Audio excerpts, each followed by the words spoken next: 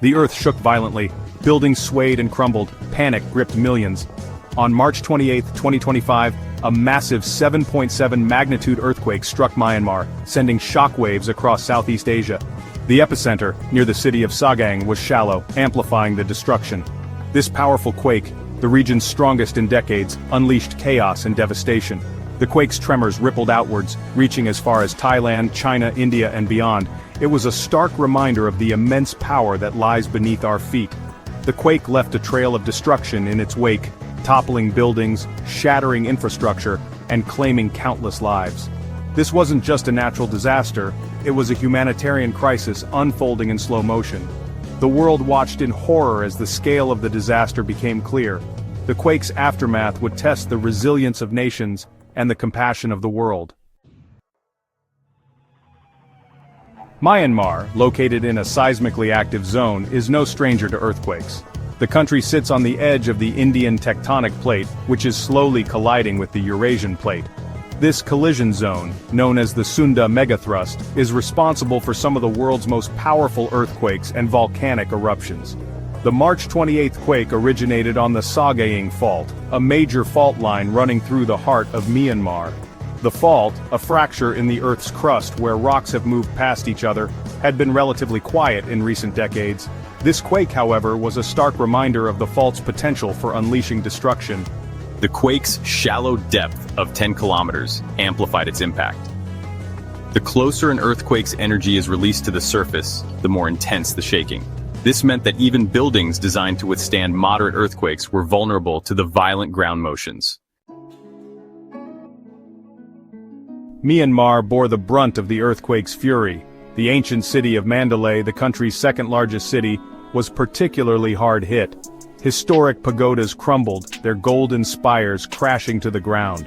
Residential neighborhoods were reduced to rubble, trapping families beneath the debris. The capital city of Naypyidaw, though less densely populated, also suffered significant damage. Government buildings, including those housing key ministries, were heavily damaged. Hospitals, already strained by the country's ongoing civil conflict, were overwhelmed with casualties. Across the country, bridges collapsed, roads buckled, and communication lines were severed.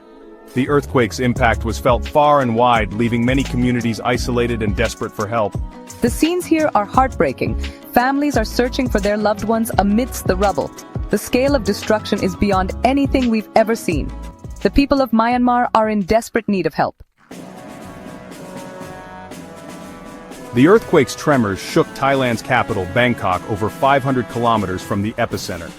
While the city was spared the widespread devastation seen in Myanmar, the quake still left its mark. A 30-story skyscraper under construction in central Bangkok collapsed, trapping dozens of workers inside. The building's collapse became a focal point of the disaster response in Thailand. Rescue teams worked tirelessly to locate survivors amidst the twisted metal and concrete. As the hours turned into days, hope dwindled, and the death toll continued to rise. The situation is dire. Our rescue teams are doing everything they can, but the scale of the collapse has made it incredibly challenging. We are coordinating with international aid agencies to provide the necessary support. Beyond the skyscraper collapse, Bangkok experienced widespread panic and disruption. People fled high-rise buildings, fearing aftershocks.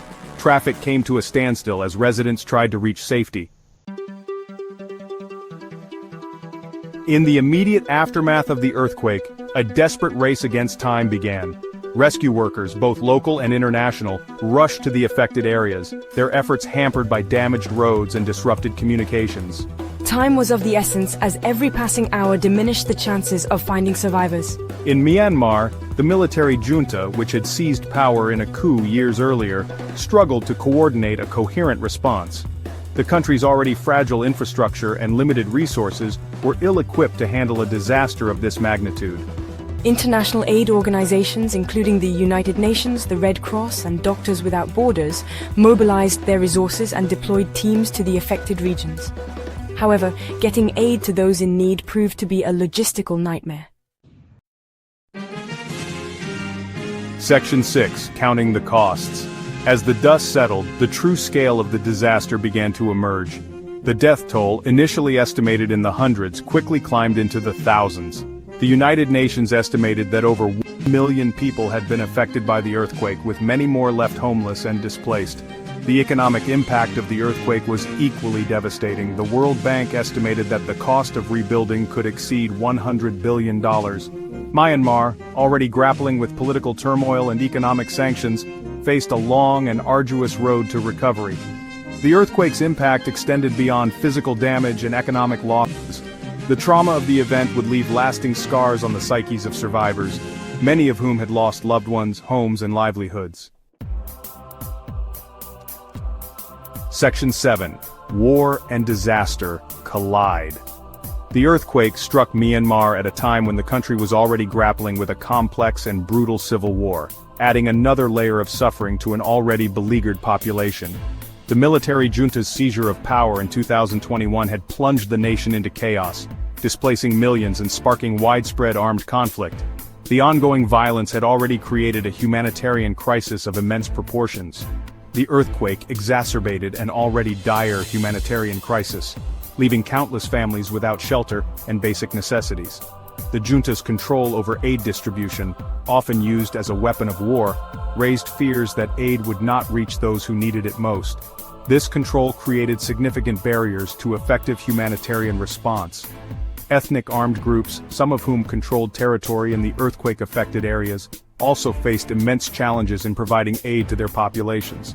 Their efforts were often hampered by ongoing conflict and limited resources.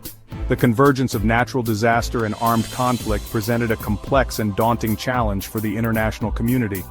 Coordinating relief efforts in such a volatile environment required unprecedented levels of cooperation and diplomacy. Balancing the need to provide humanitarian assistance with the risk of fueling the conflict required a delicate and nuanced approach. Aid organizations had to navigate a minefield of political and military obstacles. The situation here is incredibly tense. People are on edge, unsure of when or if help will arrive. The earthquake has made an already dire situation even worse, compounding the suffering and chaos. Many people are desperate for aid, but the control over distribution is a huge concern. The fear that aid might be withheld or misused is ever present. It's a delicate balance, trying to help without making things worse. Every action must be carefully considered to avoid unintended consequences. Section 8. Aiding a nation in crisis. As the world watched the unfolding tragedy in Myanmar, international aid organizations and governments pledged their support. The United States, the European Union, and other countries committed millions of dollars in emergency aid, including food, water, shelter, and medical supplies. The scale of the disaster required a massive and coordinated effort. However, getting aid into the hands of those who needed it most proved to be a logistical nightmare. The terrain and the extent of the damage made transportation extremely challenging. The earthquake had damaged roads and bridges, making it difficult to reach remote areas. Many communities were completely cut off from essential services.